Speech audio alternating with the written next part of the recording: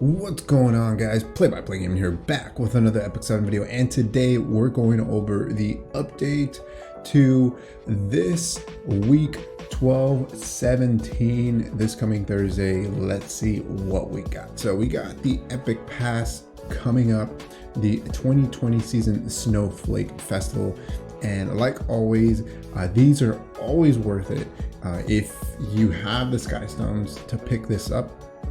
If you are brand new, I would definitely recommend that you make an attempt to pick the Epic Pass up. You get a lot of good stuff, a lot of rewards. And if you have Elena already, you can also purchase her skin for another 900 Sky Stones, I believe, 900, 950.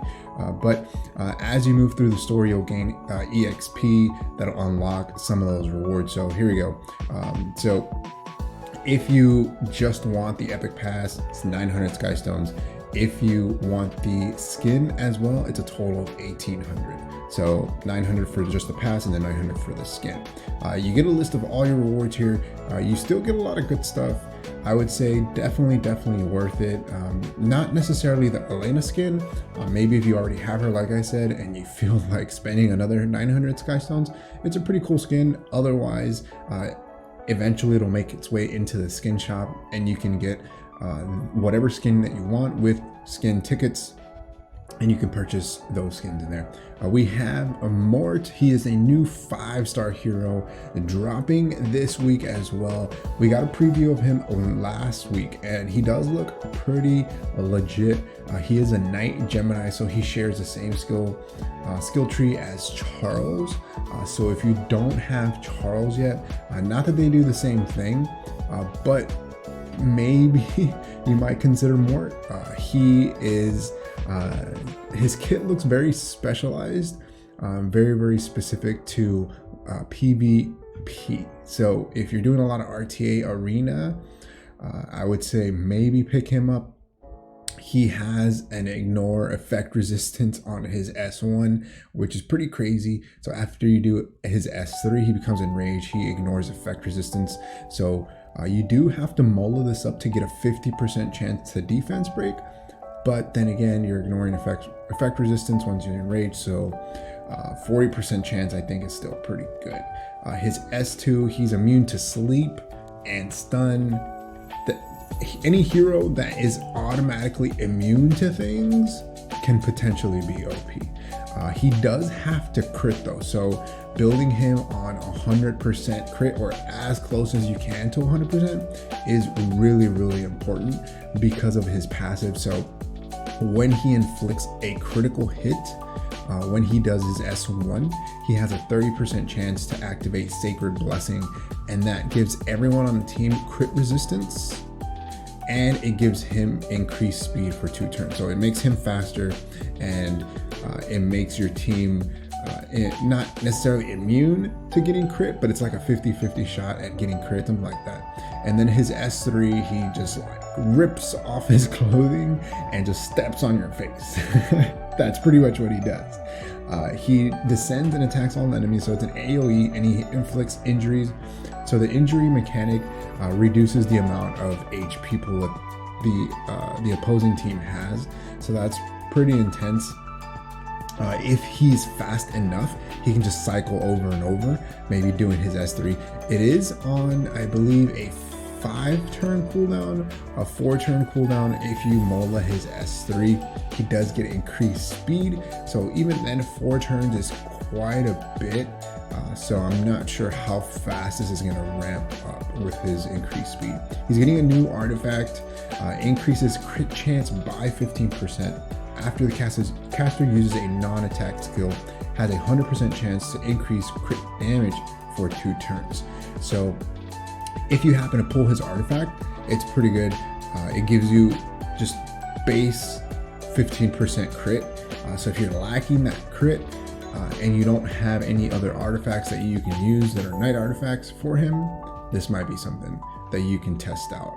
And then you do have that chance of proccing a crit damage when his passive procs, I believe.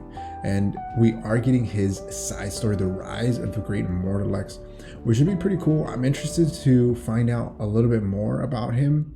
I did complete the newest chapter for this episode, and it was pretty cool. I actually really liked him in the story. I thought his character was like very cliche, without any spoilers, like cliche anime boss. So I definitely recommend you going in and finishing that out. But we're gonna have just a currency like always. We'll be able to farm catalysts. And along with his drop rate up, we're getting Elena. So double rate up banners. We're getting a water unit and a grass unit. Elena is actually really good. I skipped on her banner when she first came out. I didn't think she was great. And then it turned out that she was pretty OP. So if you don't have an Elena, this is going to be tough, because if she's going to help you in a huge area of the game, for example, she is really great for anti-cleave, just because she sets up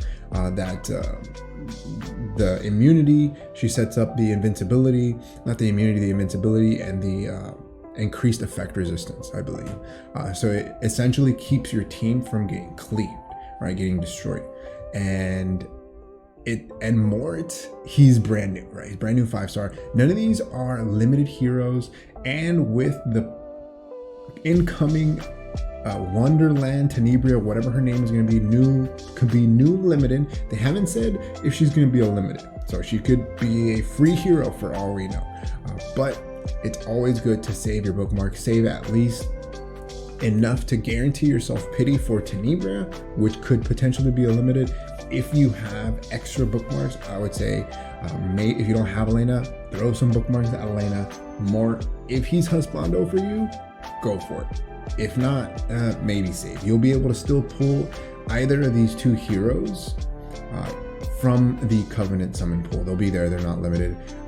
If you're still on the fence about it, I would say wait until a few content creators test them out. Test out Mort. Elena, you can find a lot of videos on her, but Mort is going to be the new wild card. I can definitely see him being OP. On paper, he looks pretty cool, but we got to see him test it out. Other than that, we're getting a receive all button for the Epic Pass, which I think is going to be the best update for this update content. I think because before you had to click on each one of these to receive the reward, and now you can just hit receive all. That's going to be amazing. But that's going to be the end of the video, guys. Hopefully you're looking forward to something here. I know I always enjoy buying out this Epic Pass. It's just something else to work towards. The skin, I don't know, I might throw some bookmarks at the Elena banner. I do have enough to pity at least one hero. I do have a couple extra, so more than likely I'm going to go for Mort.